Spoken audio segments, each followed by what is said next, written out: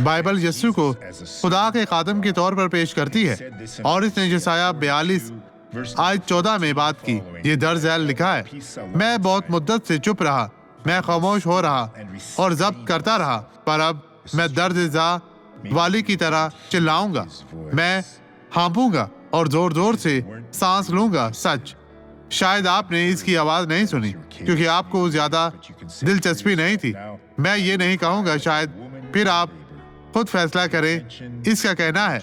लेकिन अब मैं जचगी वाली औरत की तरह चीखूंगा। दिलचस्पी लेना शुरू करें और आप कलाम को समझ जाएंगे।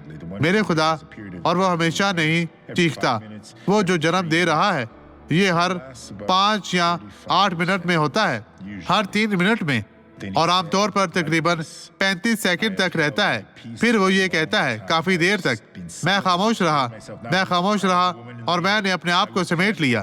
लेकिन अब मैं जचगी वाली औरत की तरह चीखूंगा और इन सब को वीरान कर दूंगा और एक साथ खा जाऊंगा। तो तवज्जो दे, खुदा की तरफ वापिस आए। अब ये गवाही देखें और बरकत पाएं। मसीह में आप सबकी सलामती हो।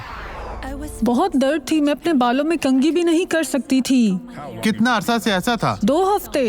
2 हफ्ते से? जी हाँ पास्टर, ये यहाँ था। ठीक है, दाएं तरफ पूरी तरह इस तरह मैं करें। हिल भी नहीं सकती थी, अब ये कर सकती हूँ। ठीक है, यहाँ तक टांग भी हिला सकती हैं। ठीक है, देखे भाइयों, ये कितना खूबसूरत है। बहन भागे, बहन भागे भागे, खुदा ने आपको शिफा दी। अब मैं आपके लिए दुआ करूंगा। बाप, मैं इन तमाम लोगों के लिए दुआ गो हूँ जो तेरी मदद के मोहताज हैं। खुदा उन तो इन तमाम लोगों को बरकत दे यस्सु के नाम में, और आप कहें आमीन।